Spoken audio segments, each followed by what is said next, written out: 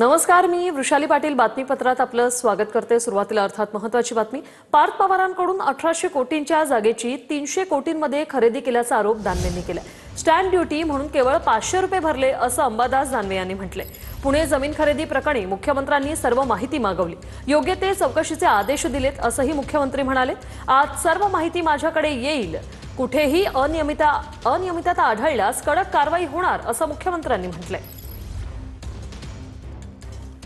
जमीन खरेदी प्रकरणात आता योग्य ती चौकशी होणार, कुठेही अनियमितता आढळल्यास योग्य ती कारवाई होईल असं मुख्यमंत्र्यांनी म्हटलेलं आहे। पुणे जमीन खरेदी प्रकरणात मुख्यमंत्र्यांनी सर्व माहिती मागवलेली आहे। दानवेंनी आरोप केल्यानंतर आता मुख्यमंत्र्यांकडून योग्य त्या चौकशीचे आदेश देण्यात आलेले आहेत। अजित पवार अशा प्रकाराला पाठीशी घालणार नाहीत असंही मुख्यमंत्र्यांनी म्हटलंय। या प्रकरणाच्या संदर्भात सगळी माहिती मी मागवलेली आहे। महसूल विभाग असेल, IGR असेल, लँड रेकॉर्ड्स असतील, या संदर्भातली सगळी माहिती मी मागवलेली आहे। या संदर्भातले योग्य ते चौकशीचे आदेश देखील मी दिलेले आहेत आणि ही सगळी माहिती आणि जी काही प्राथमिक चौकशी आहे त्याच्या आधारावर या संदर्भात जी काही तुम्हाला सांगायचं आहे ते मी सांगणार आहे। त्यामुळे अद्याप माझ्याकडे पूर्ण माहिती आलेली नाही। पहिली गोष्ट अशी आहे की या संदर्भात उपमुख्यमंत्री ही अशा कुठल्या प्रकाराला पाठीशी घालतील असं माझं मत नाही, कारण या संदर्भात आमच्या सरकारचं एकमत आहे, कुठेही अनियमितता झाली असेल तर त्याच्यावर कारवाई झालीच पाहिजे या मताचे आम्ही आहोत। त्यामुळे निश्चितपणे अनियमितता आहे की नाही हे पडताळून पाहिलं जाईल। अनियमितता असेल तर त्याच्यावर अतिशय कडक कारवाई ही केलीच जाईल। पुण्यातील कोरेगावमधील 43 एकरची महारवतनाची जमीन पार्थ पवारांच्या अमेडिया कंपनीनं खरेदी केल्याचा आरोप। वतनाची जमीन खरेदी करता येत नाही, करायची असल्यास शासन दरबारी त्याचा नजराणा द्यावा लागतो।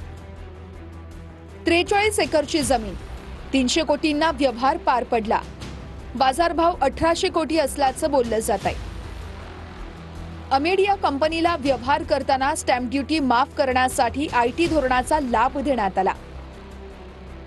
अमेडिया कंपनीनं जमीन खरेदी करताना केवळ 500 रुपये मुद्रांक शुल्क भरल्याची बाब समोर। कोरेगाव पार्कमधील जमीन बॉटॅनिकल सर्व्हे ऑफ इंडियाच्या ताब्यात होती। सरकारच्या ताब्यातील जमिनीवर कोणताही प्रकल्प झाला नाही। प्रकल्प न झाल्यास ती जमीन मूळ मालकांना देण्याची तरतूद आहे। पॅरामाउंट इन्फ्रास्ट्रक्चर कंपनीनं 273 मूळ मालकांना शोधलं, कधीही न रद्द होणारी पॉवर ऑफ अटर्नी लिहून घेण्यात आली। राज्य आणि केंद्राच्या जमिनी सोडवणं यांचे अधिकार पॅरामाउंट कंपनीला देण्यात आले होते। जमीन व्यवहार कायदेशीर दाखवण्यासाठी कागदोपत्री करण्यात आली। मूळ जमीन मालकांना काय मोबदला देणार हे कागदपत्रामध्ये दाखवण्यात आलेलं नाही। पॅरामाउंट इन्फ्रास्ट्रक्चर कंपनीनं 2006 साली हा सगळा व्यवहार केला। 19 वर्षांनंतर या जमिनीला नवीन खरेदीदार मिळाला। 2025 मध्ये अमेडिया कंपनीचे मालक पार्थ पवार आणि दिग्विजय पाटील यांची यात एंट्री झाली। अमेडिया कंपनी वाहन दुरुस्ती, घरगुती वापराच्या वस्तू विकण्यासाठी कंपनीची नोंद करण्यात आली। व्हॅल्युएशन पुण्यातलं जर 40 एकर जमीन कोरेगाव पार्क सारख्या भागातली असेल तर त्याचं व्हॅल्युएशन मिनिमम 1800 कोटी येतं। मिनिमम, मॅक्झिमम ते 2500 3000 कोटी पण जवळ, पण 1800 कोटी। मग यांनी किती व्हॅल्युएशन दाखवलं? 300 कोटी। आणि रजिस्ट्री किती रुपयात झाली? 500 रुपयाच्या बॉन्डवर। ते सगळं प्रकरण गोंधळाचं आहे, भ्रष्टाचाराचं आहे, गैरव्यवहाराचं आहे। आणि सत्ताधारी परवाच्या दिवशी अजितदादा बोलले शेतकऱ्यांना तुम्हाला सगळं फुकट लागतं, फुकट लागतं, फुकट लागतं। तुम्हाला का फुकट लागतं? 1800ची जमीन 300 कोटीत का लागते? मुद्रांक शुल्क तुम्हाला का माफ करावा लागतो?